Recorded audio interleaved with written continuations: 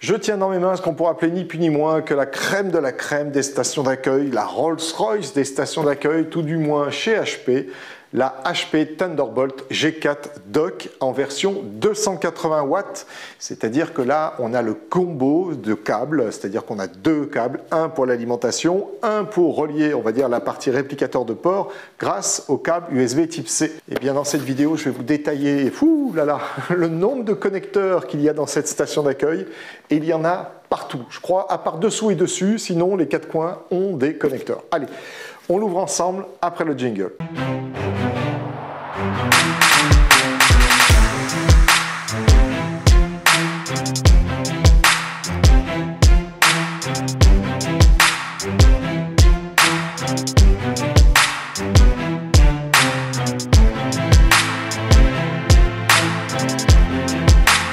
Et oui, elles sont revenues, enfin, les stations d'accueil chez HP. Alors par contre, elles sont revenues, mais au même tarif. C'est-à-dire que si vous attendiez à ce que ça baisse un petit peu, je crois qu'il va falloir encore attendre longtemps, parce que non, ça n'est pas prêt de baisser, tout simplement parce que les stations d'accueil de chez HP, alors encore plus la Thunderbolt G4 Dock, eh bien, regroupent tout ce qui se fait de mieux dans une station d'accueil. Alors, je crois qu'il y a un petit point qui lui manque, mais ça, je vous le dirai à la fin. Mais sinon, voilà, vous avez tout ce qu'il faut pour raccorder vos divers périphériques. Vous aurez vraiment du mal à tout connecter dessus. À mon sens, c'est peine perdue. Très clairement, il y a beaucoup trop de connecteurs pour que vous puissiez être en manque de connectique. Alors, on va l'ouvrir ensemble. Je vous détaille tout simplement les différents ports, les différentes vitesses, j'espère ne rien oublier, parce qu'il y en a tellement dans cette station d'accueil que ça ne serait pas étonnant que j'oublie tout simplement quelques détails dans les specs de cette station. Alors, comme vous pourrez le voir, cette station, elle est avec un immense transformateur parce que ce transfo vous donne 280 watts. 280 watts, je ne sais pas si vous avez vu la taille de ce transfo. Je vais vous le montrer ici, peut-être que ça sera plus représentatif de sa taille. En tout cas, 280 watts, je vous le montre juste là. J'espère que le focus aura le temps de se faire. Rien que le transfo fait déjà pas loin d'1 kg et quelques. Bon, en tout cas, vous ne le porterez pas parce que la station d'accueil, par destination, j'allais dire, reste sur votre bureau et vous ne portez donc jamais le transfo, heureusement. Alors, qu'en est-il du câble d'alimentation de ce transformateur? Est-ce qu'il est grand ou pas? Parce que là, ça va avoir de l'importance. Évidemment, ce transfo, vous n'allez pas le mettre n'importe où. Bon, alors cette partie-ci, elle est plutôt petite. Elle doit nous faire aller un petit 70 cm de long. Bon, c'est pas énorme. Par contre, là, on a quand même quelque chose de beaucoup plus grand. Là, on est à un petit mètre 70, mètre 70, 75, plus les 70 cm de câble d'alimentation. Est-ce que vous avez vu la section du câble? Il faut que je vous montre la section du câble. Regardez ça. On a aussi épais, allez, un tout petit peu plus fin, de section de câble qui vient alimenter votre station d'accueil que l'arrivée électrique 220. C'est vous dire si ça envoie un peu quelques ampères. Sans plus attendre, je vous montre la station d'accueil. On va la mettre sur son carton pour la poser tranquillement. La station est comme à l'habitude, on va dire plus ou moins carrée. En tout cas, je vois sur cette version-ci, je ne suis pas certain qu'avant c'était comme ça. Là, vous voyez, nous avons un petit bouton marche-arrêt. Ce n'est plus toute la surface sur laquelle il faut appuyer. Bon, c'est plutôt dommage. Moi, j'aimais bien. Ça permettait de faire ça un peu à l'aveugle. Vous voyez, vous avez comme ça, vous appuyez le matin. Écoutez, c'est comme ça. Ah, d'ailleurs, vous avez noté, je vous ai dit l'ordi. Alors, pourquoi l'ordi? Eh bien, tout simplement parce que cette station d'accueil est compatible avec Chrome OS, avec Apple et avec Windows. Alors, Chrome OS, franchement, bon, je ne veux pas être rapide dans ce que je vais vous dire, mais les ordinateurs Chrome OS sont généralement des ordinateurs pas très chers. Là, si vous lui mettez une station d'accueil qui vaut, allez, aux alentours de 400 €, je pense que vous avez presque plus cher de station d'accueil que d'ordinateur Chrome OS. En tout cas, voilà. Alors, en revanche, il est vrai que si vous mettez cette station d'accueil sur un Mac, Alors là, les choses s'inversent, c'est plutôt l'extrême inverse. Ça peut être assez ridicule comme budget par rapport à votre Mac.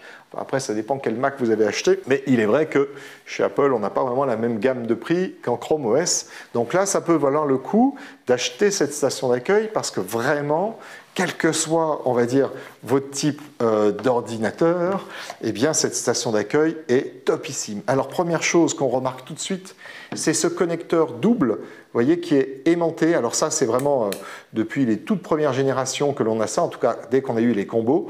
Eh bien, parce que dans les PC, par exemple ZenBook, de chez donc HP, vous avez le connecteur classique d'alimentation et juste à côté un USB type C.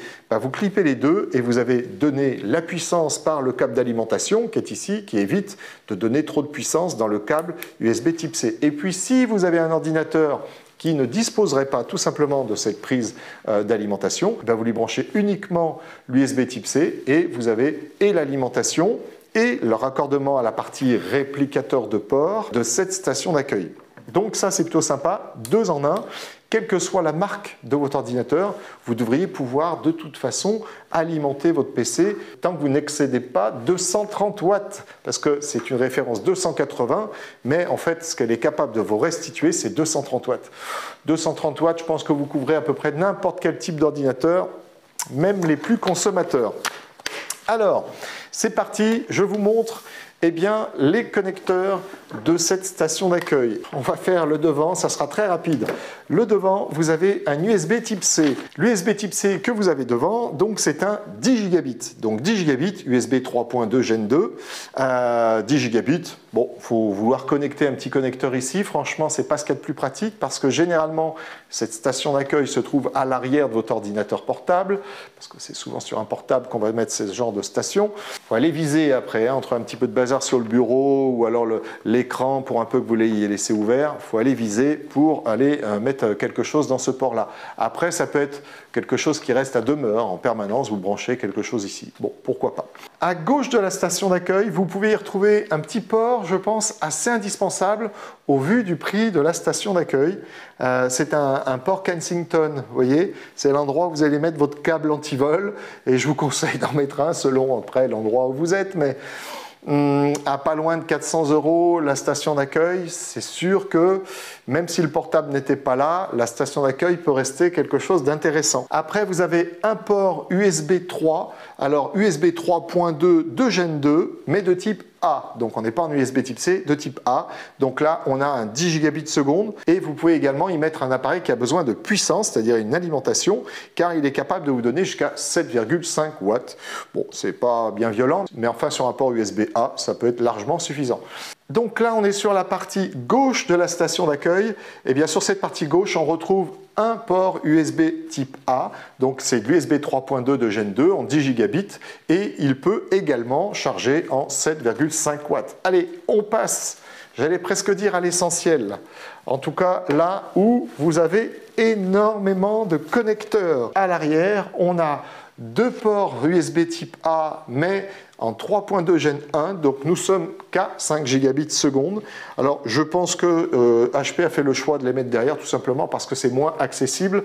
Alors derrière on va y mettre quelque chose, par exemple une imprimante ou je ne sais trop quoi que vous pourriez avoir du Gen 2 en 10 gigabits seconde. Donc bon, néanmoins, voilà, les 10 gigabits seconde en type A c'est sur le côté et à l'arrière c'est du 5 gigabits seconde. Vous avez à droite des USB type A, eh bien la toute nouvelle carte réseau en 2,5 gigabits, j'ai bien dit 2,5 gigabits. Alors encore une fois, vous n'avez pas de switch 2,5 gigabits, ça ne sert pas à grand chose dans l'immédiat, mais le jour où vous aurez des switches 2,5 voire plus, eh bien vous aurez une carte réseau qui sera nettement plus performante que l'ancienne génération qui était en 1 gigabit seconde. Là c'est du 2,5.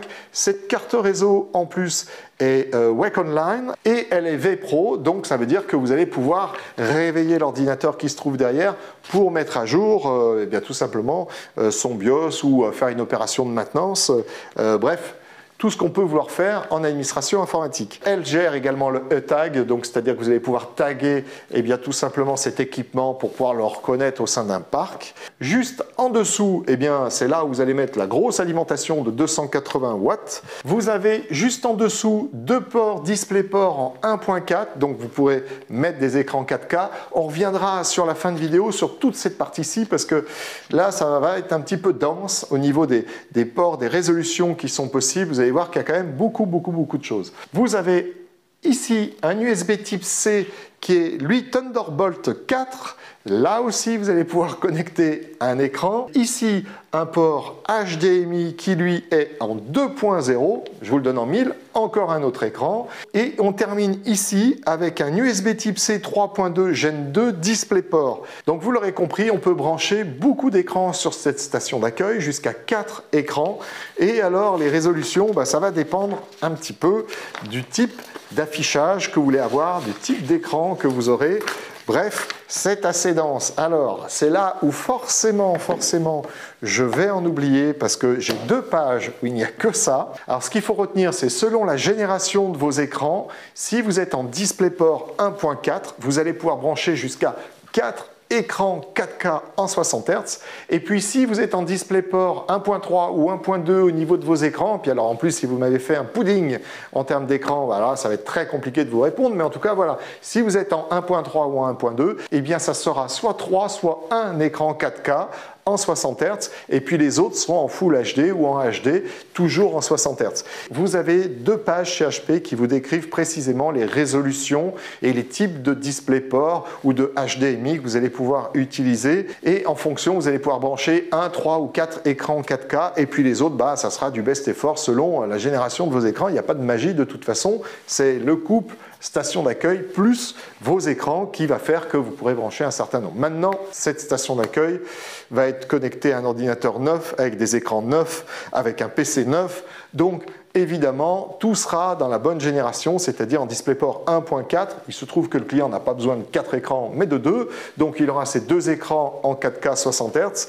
Mais si vous voulez plus, vous avez juste à vous documenter un petit peu avant, ou vous passez par Carpe Diem IT, avec grand plaisir, on vous répondra et on vous proposera bien évidemment l'installation et la configuration de ce matériel chez vous. Alors pour terminer cette vidéo, je vous ajoute qu'elle est également compatible Linux, mais on s'en serait douté vu qu'elle est compatible avec Apple, avec Chrome OS, même chose, et puis avec les Windows 10 et les Windows 11 de chez Microsoft, ça va sans dire.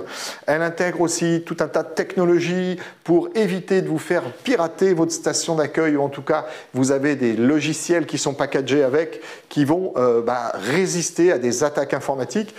Bon, attaque informatique par ce biais-là, pourquoi pas? Maintenant, je pense qu'il y a peut-être d'autres moyens. Mais voilà, il se trouve un critère qui existe, qui est le critère NINST 800-193, qui répond justement à tout un tas de réglementations en termes de protection. Vous avez enfin 1 an de garantie sur cette station d'accueil. Alors là, moi, je trouve ça un petit peu faiblard, je vous le dis très honnêtement. Au prix où HP vend cette station d'accueil, je pense qu'ils auraient pu mettre 3 ans de garantie, quitte à ce que ça soit 3 ans en retour atelier, mais 1 an, je les trouve très radins sur une station d'accueil qui vaut ce prix-là.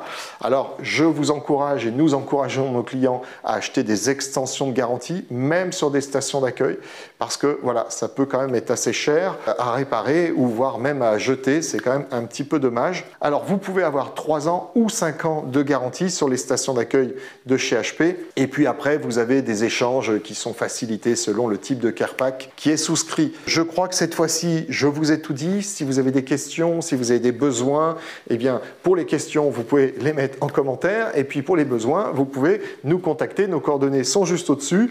N'hésitez surtout pas à faire appel à nous pour vos besoins d'équipement informatique. Nous viendrons dans votre entreprise tout simplement pour étudier avec vous quelles sont les meilleures solutions et nous y répondrons dans les meilleurs délais, bien évidemment. Voilà, je vous remercie d'avoir suivi cette vidéo. N'hésitez donc pas à nous poser des questions en commentaire. N'hésitez pas à liker et à la partager. Je vous dis à très bientôt.